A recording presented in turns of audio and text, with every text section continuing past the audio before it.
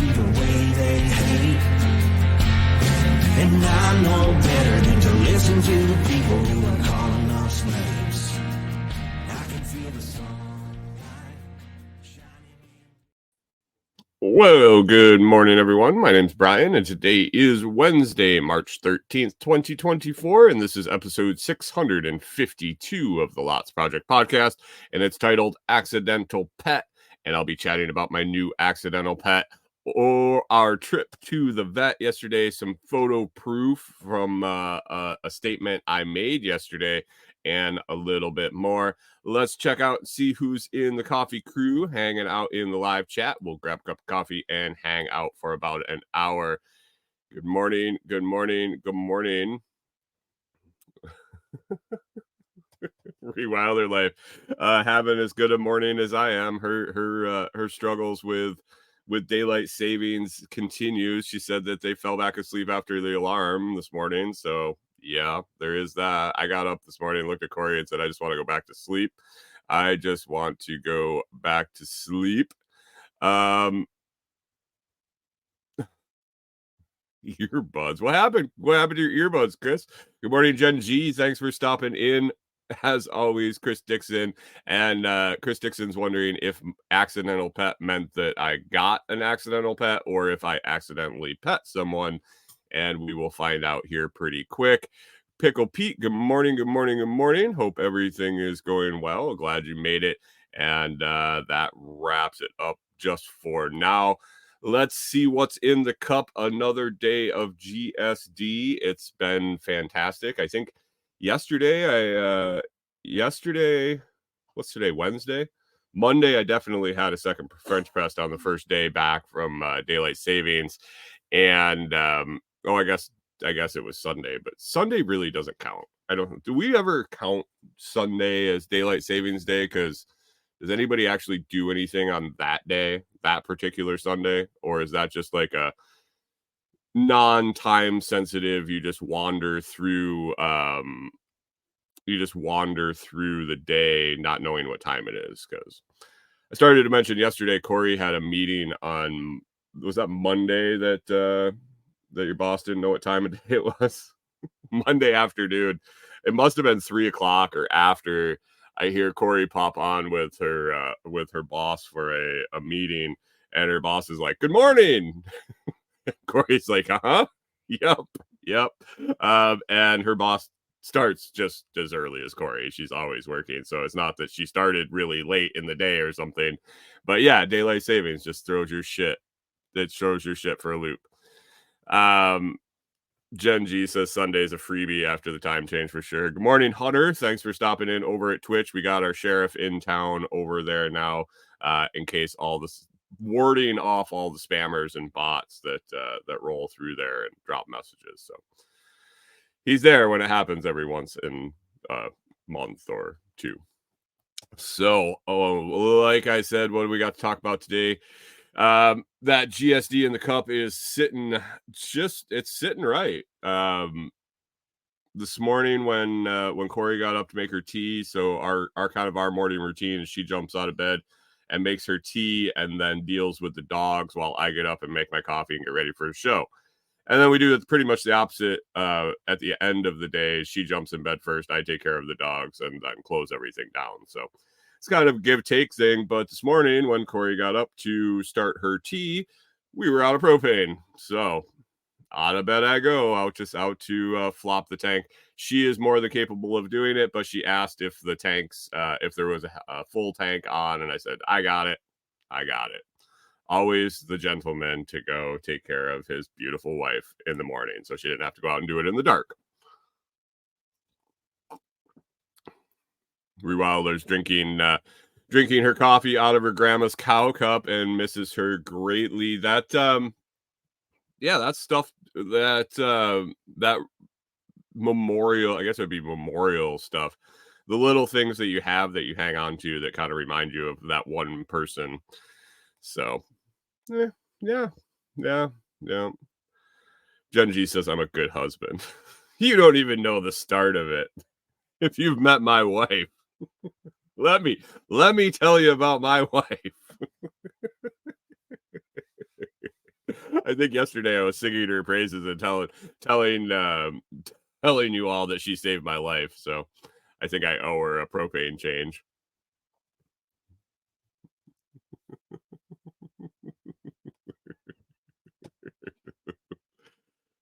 Oh man. All right. Well, let's dig into it. Accidental pet. Chris Dixon was wondering before my wife is a truth bomb. My wife is the bomb, truly. I thought you were a truth bomb. Oh, she is. Jen Jen G stumbled on something there, or I did by misreading Jen G's comment. Corey's over there on her second day in a row off over crocheting a blanket in the other room, looking at me. Usually she's already started work in the back of the trailer. She looks over, she goes, "Yeah, I'm that too." Just so you know.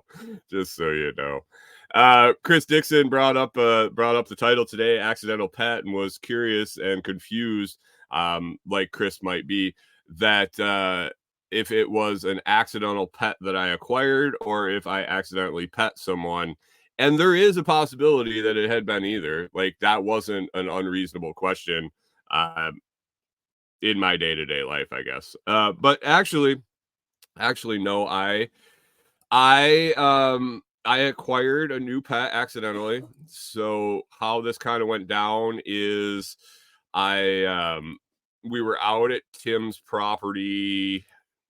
When was that? Sunday? Must have been Sunday.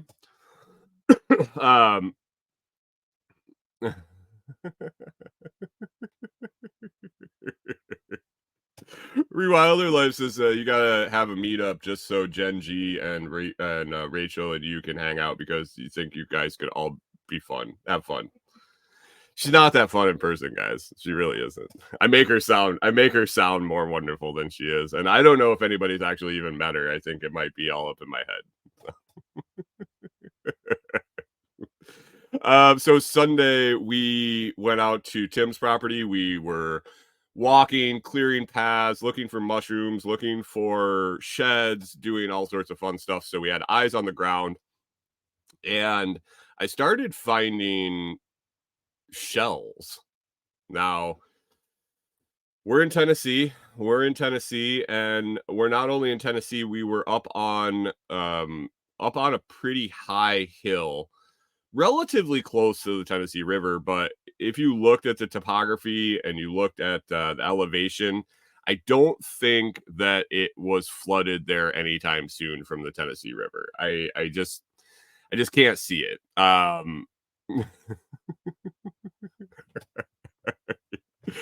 Rewilder Life says, if Corey's imaginary, I must be editing all the photos and videos. I forgot about all the evidence. So anyway, we're walking around and we're looking at the new plants popping up. We're keeping an eye. When you hunt mushrooms, you know, you got to actually.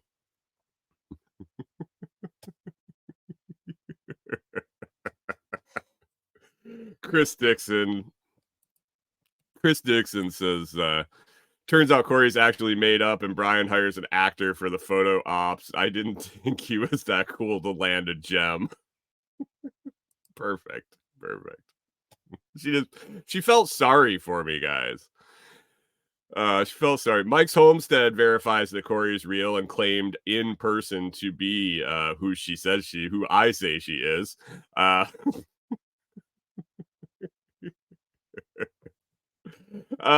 Anyway, back to Tim's property. We were looking for mushrooms. We were looking for new plants popping up, trying to identify stuff in that early stage when a lot of the stuff is identifiable because it's not. Oh my God, there's an earthquake. Not it's easier identifiable as it's coming up amongst all the other stuff. And so we were looking at the ground and I found these little shells, like little seashells. And I was like, oh, cool. Look at that. That looks out of place. So I picked one up. I threw it in my hoodie pouch pocket. Found another one that was slightly bigger a little while later, and then before we left, I found this rather large one, maybe the size of what, like a quarter-ish. And so I throw that in my pocket. And I was like, oh, these are cool. I'm going to check them out. Well, one thing leads to another, and they were just in my pocket. We went and we stopped at Off Grid Ping and talked to Jamie for a little bit. And I was like, hey, check these shells out. He's like, oh, yeah, they're everywhere here.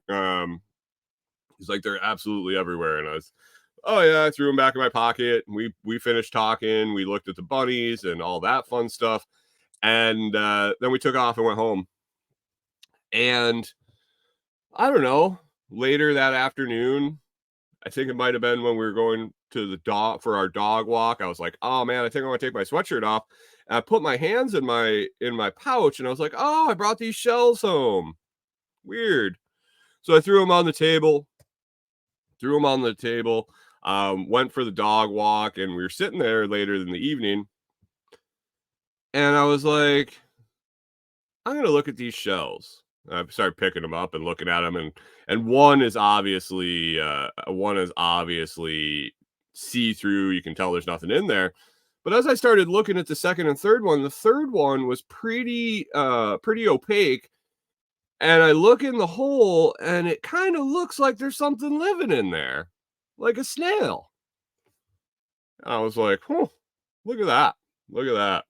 So I left it on the table and picked it up later, trying to tell if it moved, and really couldn't tell. I don't think snails are they move a whole lot. I don't know. I don't know much about snails at all. And so it sat on the table overnight, and then so that would have been Monday. Tuesday, yesterday, I was looking at it, and I said, hey, Corey, I think I got a new pet. She's like, you got to make him a home. He's probably all dried out, and he's probably hungry. And I'm like, well, what do snails even eat? What do snails even eat? And so I see Corey pick up her phone. I was like, she's going to look it up because she's the animal lover. See this? See, I look up all the stuff except the animal stuff. And then Corey looks up the animal stuff because she loves them.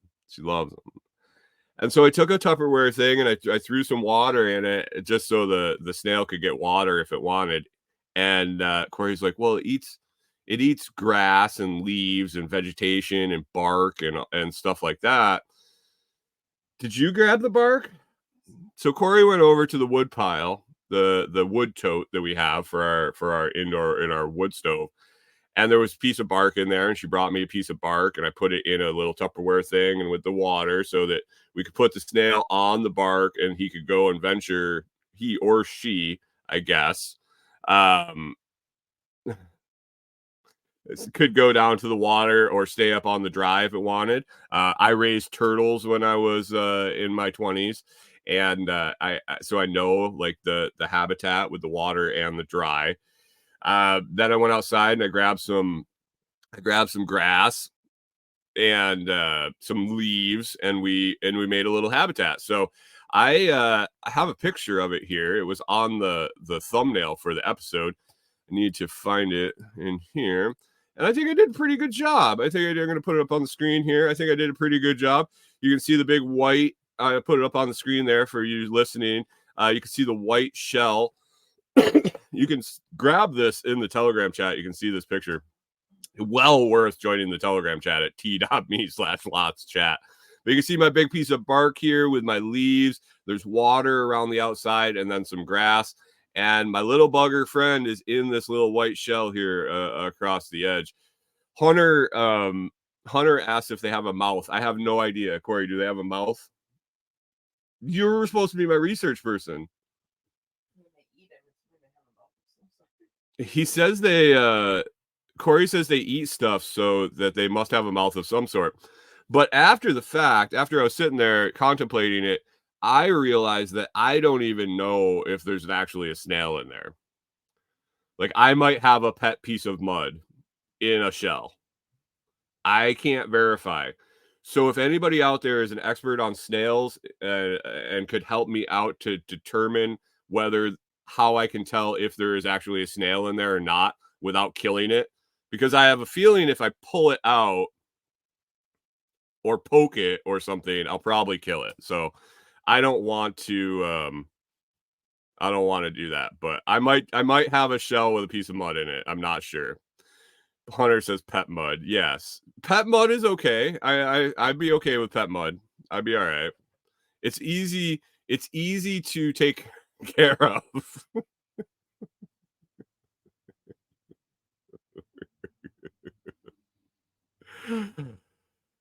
Oh, Pip, my friend Pip here with the morning doozy. I'm gonna throw this up on the screen and let you in on Pip's new joke.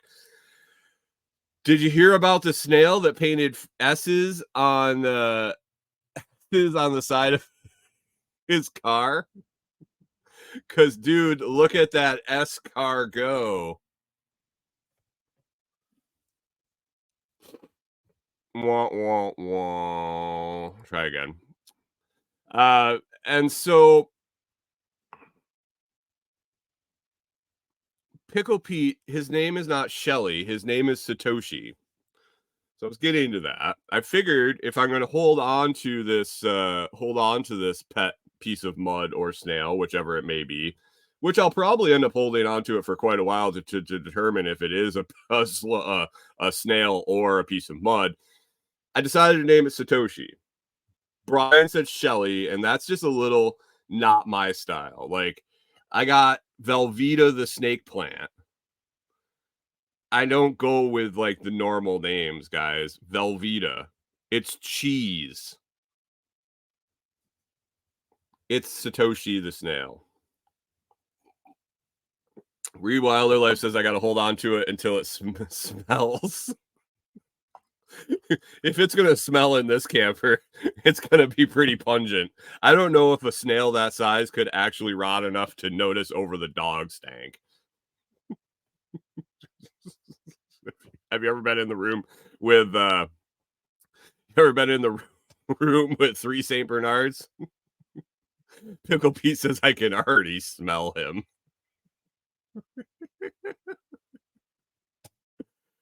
Chris Dixon says normal pet names like Walter, Norman, and Clyde. That's my wife's doing. For sure.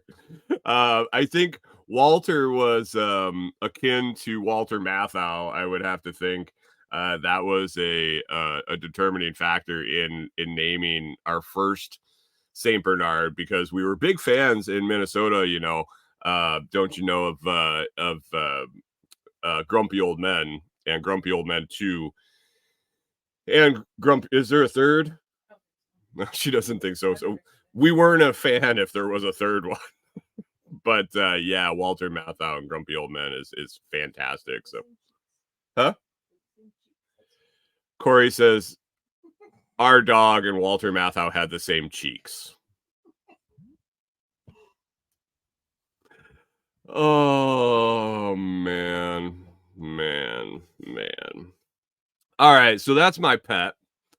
Rewilder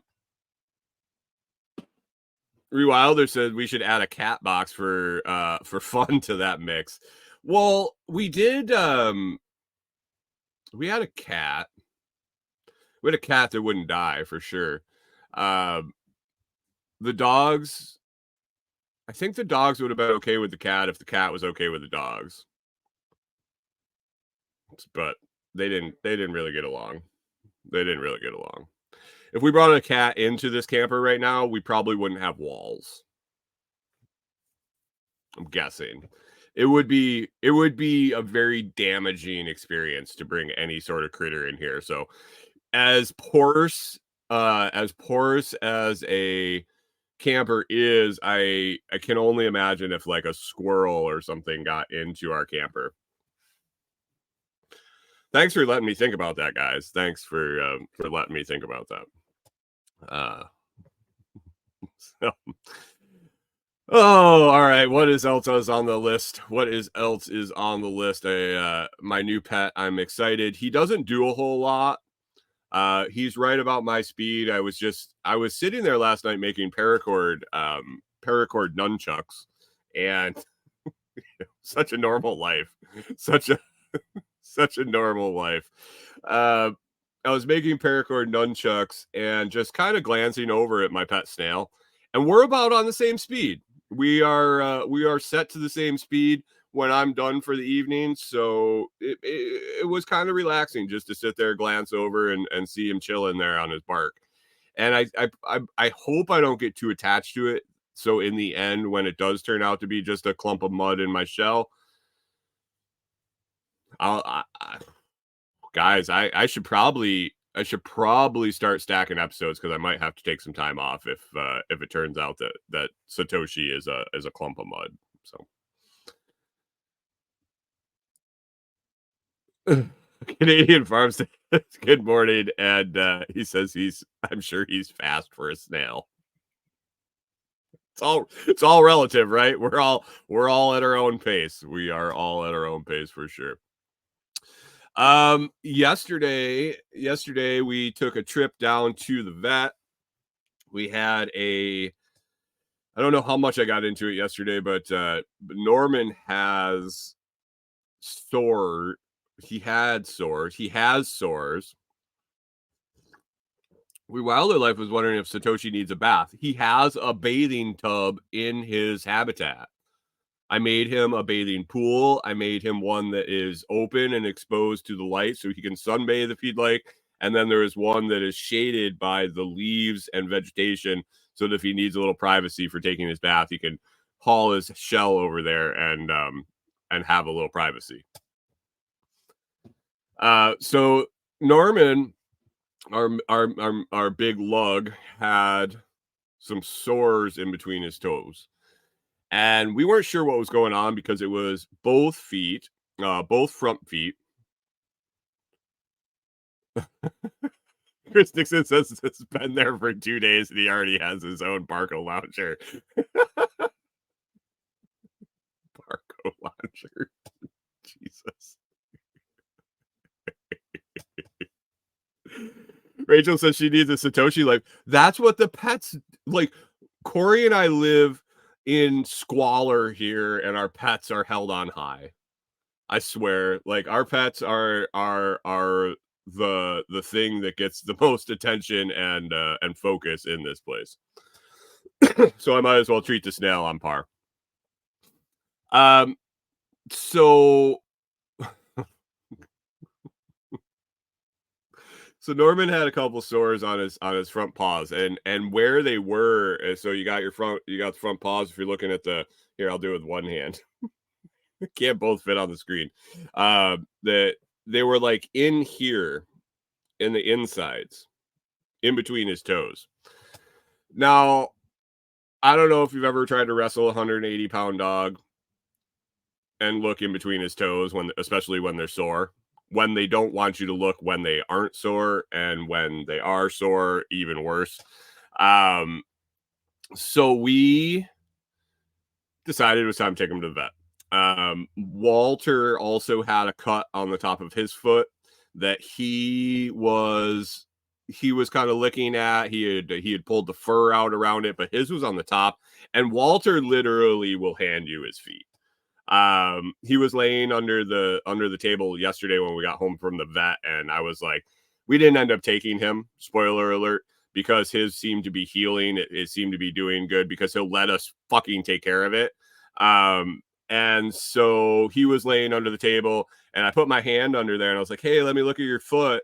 And he rolls over like he's gonna get a belly rub, and he just like hands his foot to me, and he's like, look at it. Do whatever you want. So like I pull all his toes apart and I'm like rubbing the cut, and he's just laying there like, oh, thanks.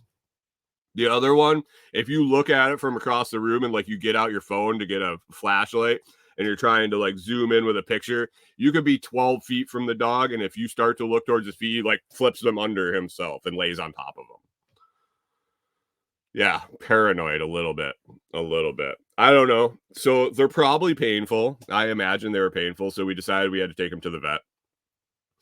We have this really cool vet that we found the last time Walter had a foot injury that takes walk-in appointments.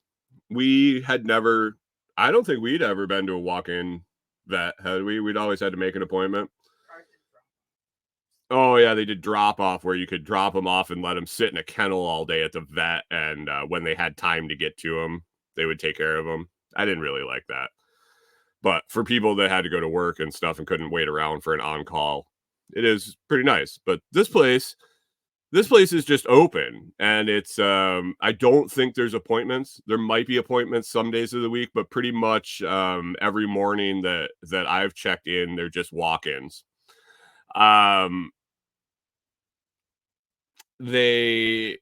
So we showed up, the parking lot was empty, Corey ran in. We were gonna go.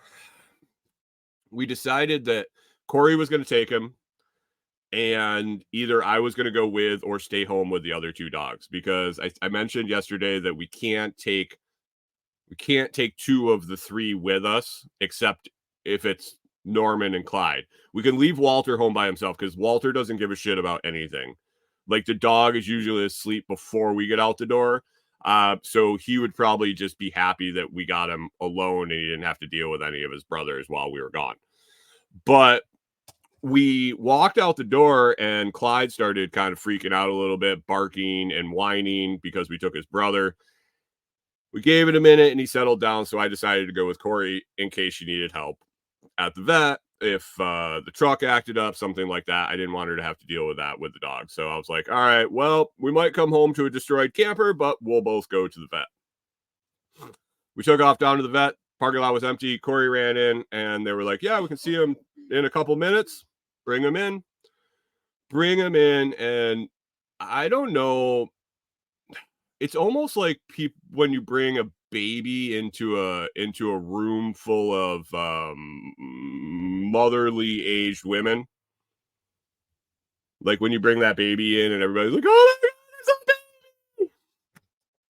When you bring a St. Bernard into a room, especially a room full of people that work at a veterinarian's office that obviously like animals, you are an attention draw. Chris Dixon says one of our vets does morning walk-ins and the afternoon appointment is handy. Yeah, they did. When I asked them, they had walk-ins all day, and I think if I remember when I took Walter the first time, it was like walk-ins for most of the week, and then they had a day of appointments. And it sounded like when we got there that we had to wait just a minute because they were wrapping up some surgery on an animal, maybe a spay or neuter or something. So it sounds like he just he has appointments and then he just hits the walk-ins back and forth. So we walk in with Norman to the vet and it's just like, oh my God, here's this big fluffy animal. And he's probably the best one as far as wanting to be loved by everyone. Other than the fact he was pulling Corey across the floor with his prong collar on, pulling her across the floor to see these people. And so we hang out in the thing. We hang out in the waiting room. He was doing really good. He got his energy out and then he laid down. And we were only there for like 10 minutes or so. And then we got to go in, see the doctor. We walk back. We got to weigh him. It had been probably 2 years since we weighed him. And we were right on. He was 176-ish, I think. 176. So we were figuring he was 180. That was because last time we weighed him, he was 175, and we had figured he had put on a little weight because he is not the most active fella. We figured he might have gained a little weight, but man, 1 pound, he's staying fit and trim. And then we had the vet look at his feet. Like I mentioned, he's not a big fan of anybody touching his feet. And so it was tough. Corey held him. I held him. The vet kind of manipulated his foot and he's like, I don't see anything. I'm like, oh shit. I don't see anything. Corey's like, oh, hold on, I got pictures on my phone. Pickle P says I weigh 1 Walter. No, that's Norman. Walter's just about 10 pounds less, I would think. He was 160 when we left, but he's bulked up a little bit. He might be catching up on his brother. But anyway, Corey grabs her phone. The doctor basically does the examination, looking at videos and pictures on Corey's phone of his feet. And he said, yeah, they look fine. He says they don't necessarily look infected. He thinks it might be allergies. Yay. Yay. He said, we'll give him some antibiotics. I suggest he take some Benadryl and soak his feet in Epsom salts. And we're like, well, how long for the Epsom salts? Like 15 minutes? He goes, if you can get him to stand up for 15 minutes, that would be great. That would be fine. But I don't think he'd stand up that long, will he? I said, I don't know. We've been soaking his feet. We've been soaking his feet for every couple days for a week now or so. And he'll do like 10. He'll do like 10 minutes or so. Hunter says my son weighs less than my wife weighs less than our dogs. So when she's got to wrestle them, it's interesting. So we got antibiotics. He said Benadryl and soak them with Epsom salts. And so we brought him home. We decided that we were going to give him the first round of antibiotics, because if you don't know, when you take antibiotics as a human or a dog, sometimes things loosen up a little bit. No, Pickle Pete, I don't need a hydrogen peroxide dip. It's not an infection. It's allergies. This is, he said that it's not killing anything. He doesn't have dead tissue. It's not open sore. It's just irritated skin. And then he licks it because it itches, I think. So, you can give him antibiotics, and sometimes things get a little messy. So we decided, because also Epsom salts can make things loosen up and move a little faster than normal. So we decided not to soak his feet and give him a new antibiotic on the same night. So we gave him the antibiotic last night with a couple Benadryl, and he knocked right out. He went to sleep.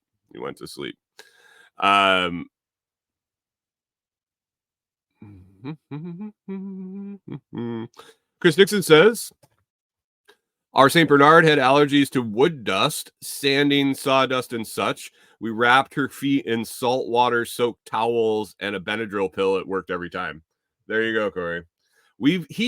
Once we soaked his feet and he realized that it made him feel better, he's much more eager to do it. He does. We have to do it.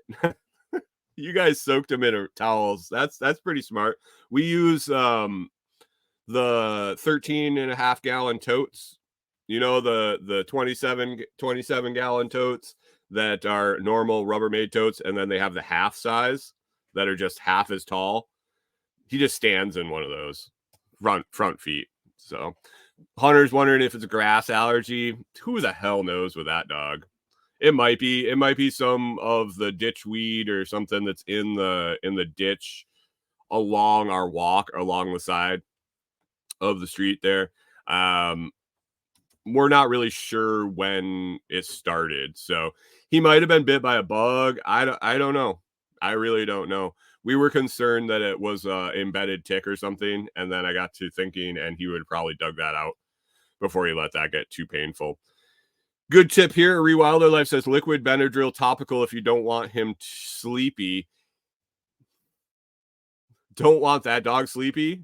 Do you have any crack? Methamphetamines might be more what I need than liquid Benadryl to make him not sleepy. Oh yeah. So it is what it is. He'll be fine. He'll be fine. But Was glad to see that the doctor was not severely concerned. Corey says to me on the way home, we were driving along, and she says, I think I might have. I think it makes me feel so bad when I'm so worried about him, and then we get to the doctor, and the doctor's like, "Meh, it's yeah, here, soak it in some Epsom salts and give him some antibiotics." And Corey's been stressing out about it for like 4 or 5 days. Finally takes him in. Revival Life says it's a lot of weight on those Grinch feet. It is. It is a lot of weight. The doctor said that he was not the largest dog that he had in.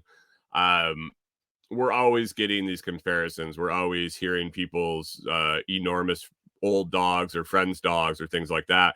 The doctor said that the largest dog that he had in, he felt, was 212 pounds, and it was an English Mastiff, big lug. Yeah, that's so he's a big boy. He's a big boy for sure. We love him. We love him. We love him, and he's a good one. He's my dog. You know how people always say that dogs pick their people? Norman picked me for sure. I am definitely his person. I need to get video of it at some point, but I need to get Corey to get video of it. He sorry. little spittle there. I gotta get Corey to get a video of it, but when I come home, like I literally could go out, get in the truck, drive out the driveway, we have a big U driveway. I could drive out to the street, drive in and pull in and shut the truck off and walk in the door. And Norman throws me the biggest party when I come home every time. Walter will barely even get up. Clyde will lift his head up and doesn't come anywhere near the door because he feels like he's probably going to get hurt or pushed out of the way. Norman will bring a toy to the door, sing, dance, prance, run around, grunt and moan and scream for, I don't know, it usually go a couple minutes, but man, it can go on up to like 5-10 minutes. Howling. Yeah, it's impressive. It's impressive. And it's very frustrating until you realize that he's that excited to see you. That he loves you that much and he's that excited to see you that he acts like that. And you're like, it's almost like if somebody really, really, really, really loved you a lot, but the way they showed it is they just punched you in the face repeatedly. You'd be like, oh, this sucks, but they love me so much. I'm like a battered wife. Always brings me a toy. Always. He will run up to the door, and if he realizes he forgot a toy, he will stop immediately and run to go search to find a toy. And it can never be the same. Well, it can be the same toy, but it can't be a random toy. He will bypass different toys across the whole camper to get the toy that he has determined needs to be brought to me at that time. And he searches until he finds it, shoves it in his mouth, and runs and jams it into my leg. Pushes as hard as he can, screaming the whole time, howling the whole time. It's fantastic, guys. Did you remember the point earlier where I said he weighs 180 pounds and is as strong as a mule? Do you know how they say, you ever experienced someone with a bit of cognitive impairment, and they're super strong? I don't necessarily need to use the hard R term. Well, I don't know if that would actually be the hard R term, but the term for the extra strong cognitive impairment. But yeah, this one here, I mean Kyle. Yes, I mean Kyle. You got it. Where's Kyle? He'd be dropping it in the comments. No, left and right. Where is that boy this morning?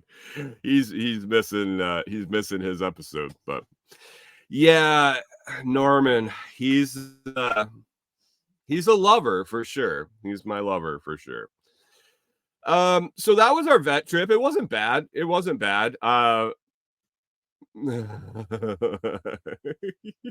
Dixon says, poor Brian, 180 pounds of good boy loves him.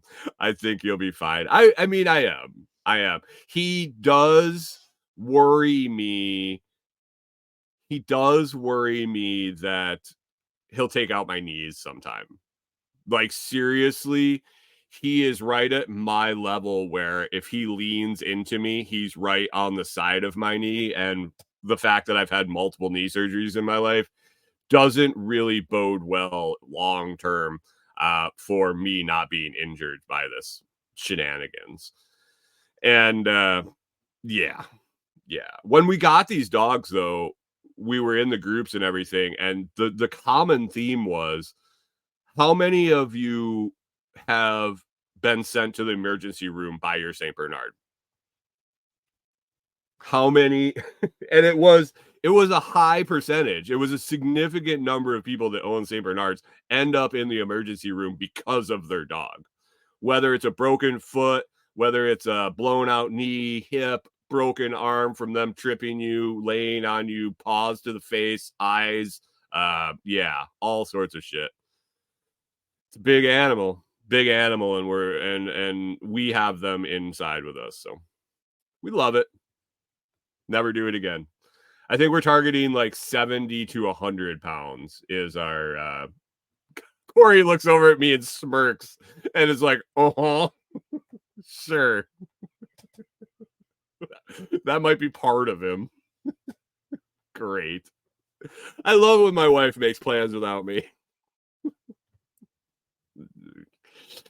Oh, let's do some proof of story.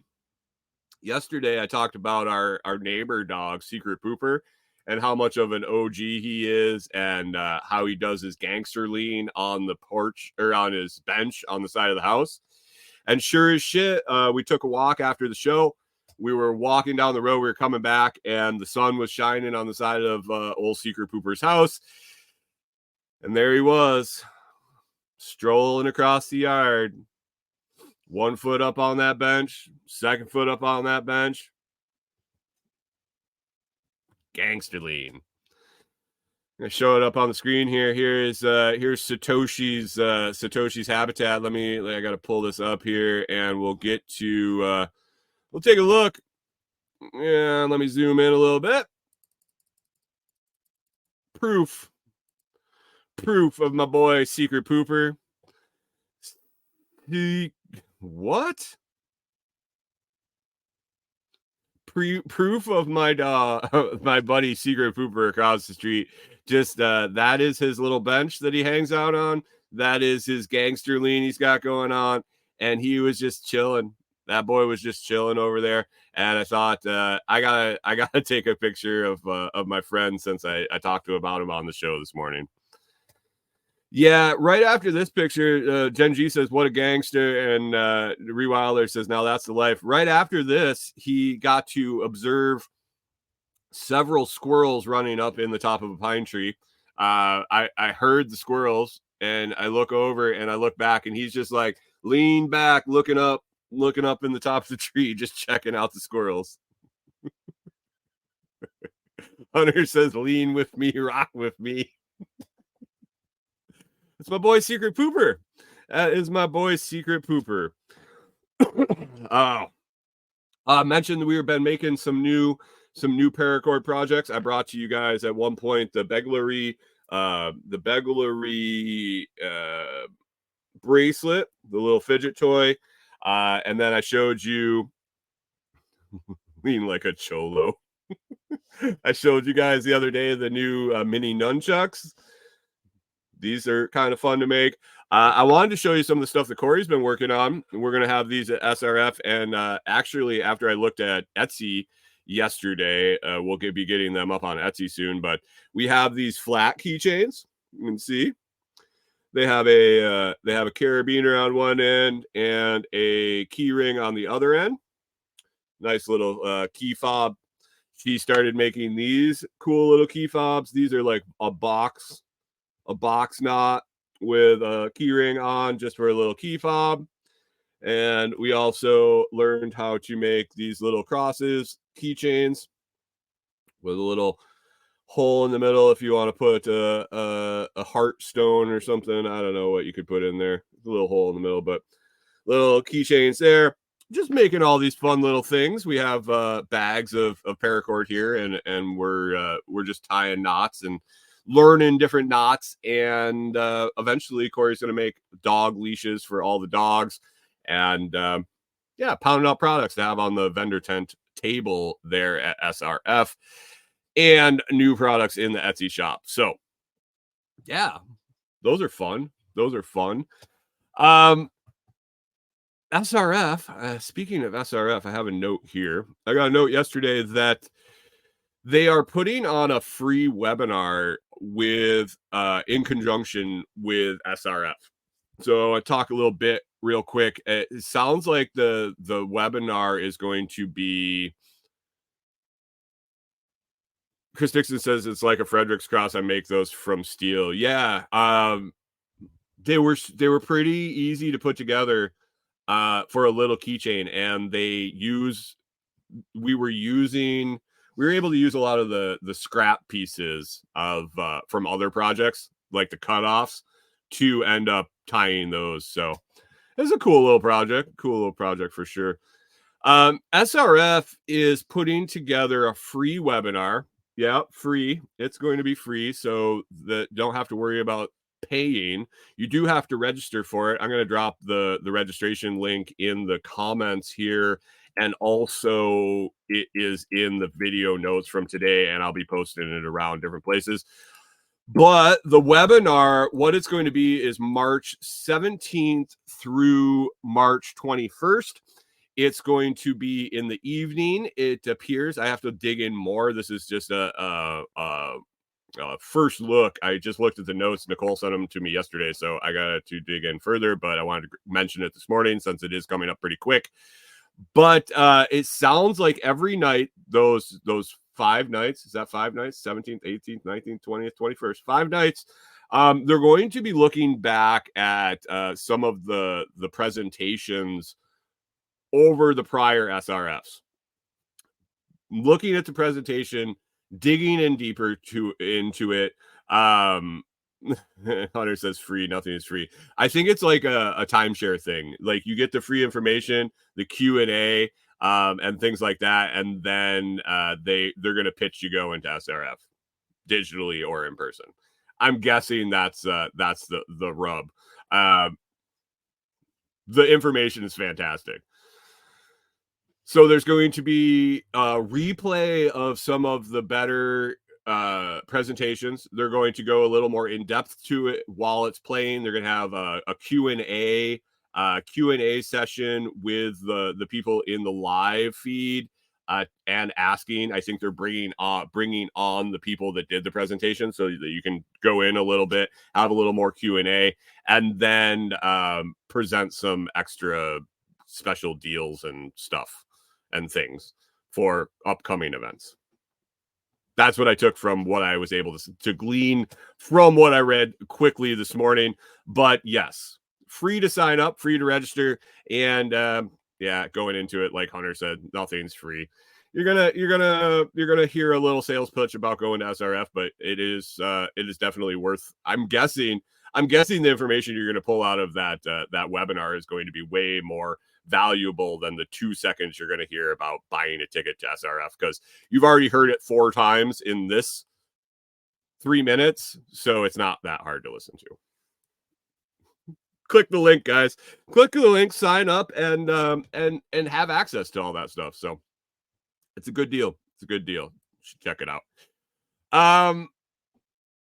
Let's see. Another link I wanted to drop in there, but I'm going to wait. That's in the video notes. I don't know if I think I dropped it in the other day about Stacker News. If you guys are out there, Bitcoin hit an all-time high overnight, I believe. I mean, they're all-time highs, and Canadian Farmstead says it's likely going to hit 100,000 Canadian dollars, 100,000 Canadian dollars today. Yeah, I don't follow the Canadian dollars, but is that good? Is that like $70 American? $70,000 American? Bitcoin right now is at 73,105. So Satoshis are getting up there. Hunter says, would that be 100 cents? I don't know. I know I've made $20 in Canadian funds from Amazon, and I asked Canadian Farmstead how much that was, and he said like $14 or something. So with Bitcoin at 73,000, it's not a bad sign to maybe get some. I don't know if it's necessarily the best time to buy it. If you're dollar cost averaging, if you're doing weekly buys or monthly buys, that's worth it's worth continuing, I'd say. But a lot of people get freaked out when the price goes up that they don't want to buy it. They don't want to buy Bitcoin. I get it. You don't want to buy at the top and sell at the bottom. I get it. So there are a few ways that you can start getting Bitcoin without buying it at an all-time high. You can earn it places. I've told you about Fold. The Fold card is what it is, guys. It is a vehicle for you to make Bitcoin rewards on purchases, like a debit card. There are some ins and outs. There are some ups and downs. The rewards were much better at the beginning, and they've kind of steadied out and petered out a little bit.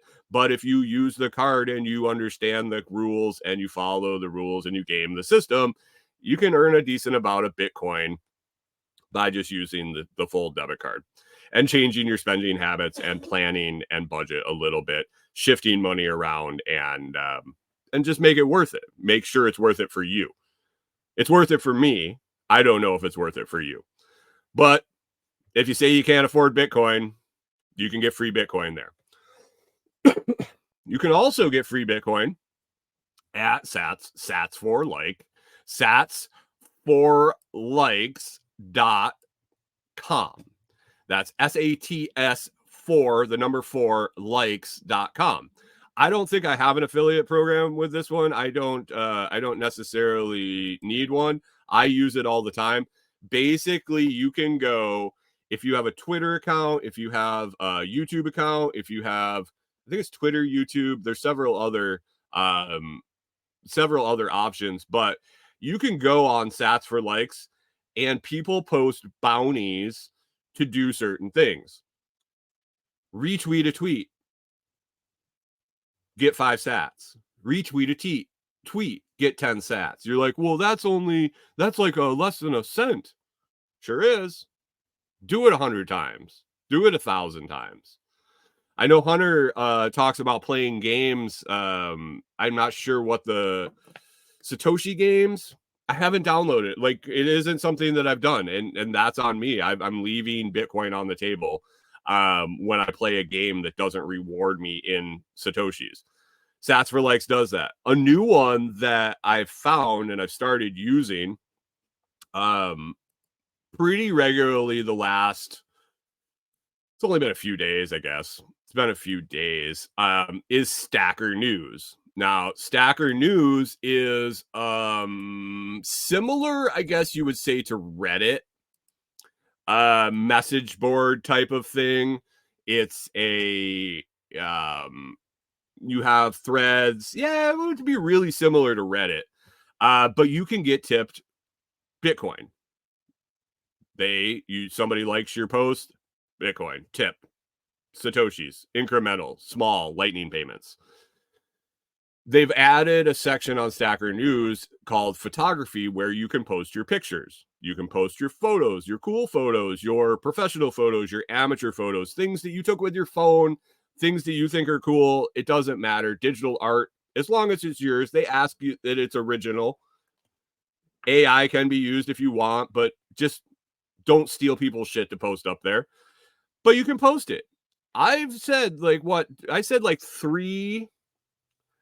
um 3 days, 4 days, maybe. I've made a couple thousand sats. I think between 2 and 3,000 sats just from posting a picture in the morning and a picture in the evening. Stuff I've already have on my computer. I was just like testing it out, and they weren't even the best pictures I have. I've just been throwing them up there with a little title, and I'm getting a little feedback. Get comments, reply to comments, you give information. It's value for value exchange. So that's cool. Chris Dixon says something happened in LB and I lost my account. Unrecoverable, said support. Good thing it was almost empty. Good point, Chris.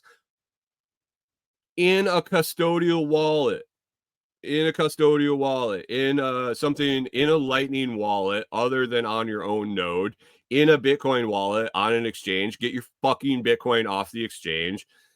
Be willing to lose what you have there. I don't know what happened with Albie, with Chris, but look what happened with Wallet of Satoshi. Wallet of Satoshi.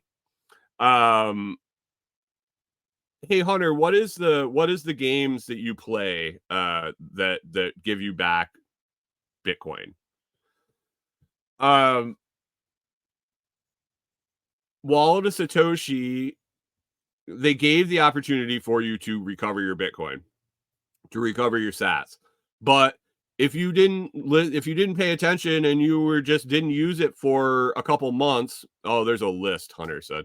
Okay. Maybe if you can send me that list, that would be fantastic. Or I guess I could probably just Google it. But be okay with losing that. That's like the stuff you got. That's your pocket change. That's your that is your spending cash that, you know, possibly you pull it out of your pocket and you drop it all.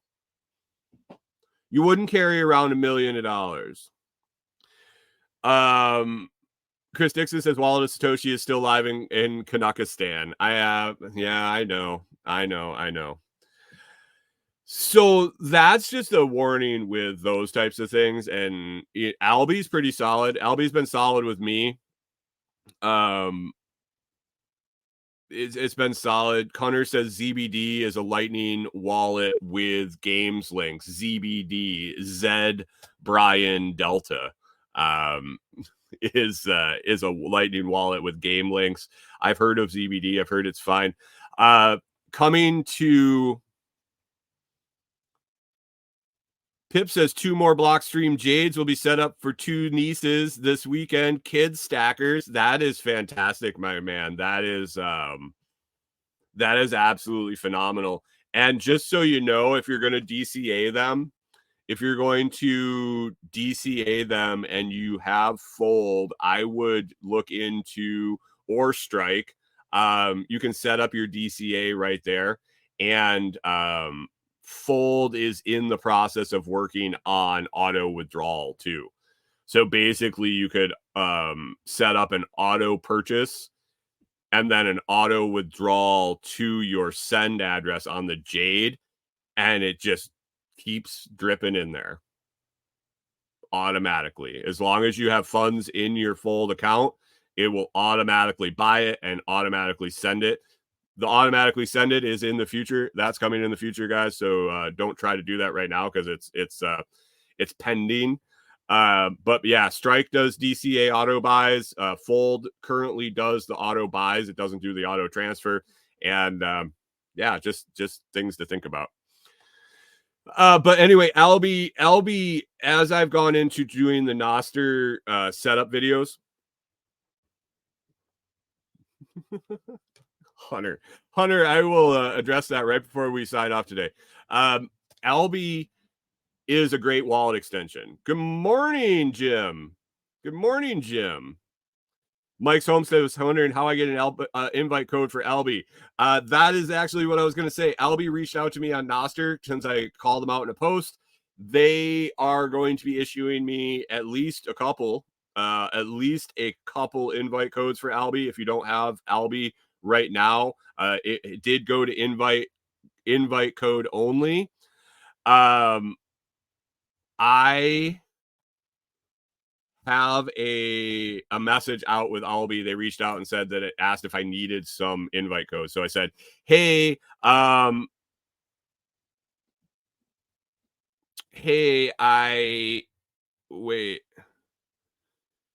check Noster. What's check Noster? Interesting. We might have to have a chat because we're at an hour. I will hopefully be getting some Albi invite codes soon. So if you can find one, go ahead and sign up. If not, I'm working on it. I'm working on it for listeners for sure, and then possibly we'll see how many I can get and go from there. One real quick thing before we wrap it up. Hunter was wondering how you clean a whiteboard. Corey, how do you clean a whiteboard? And you can use baking soda or cream tartar or arrowroot. So here you go. Hunter, is it like stained on there? Take a paper towel. You take some baking soda, cream of tartar, or arrowroot. One of the three. Baking soda, cream of tartar, or arrowroot. You put it on the paper towel. You take some white vinegar. You pour it in the little pile of white powder.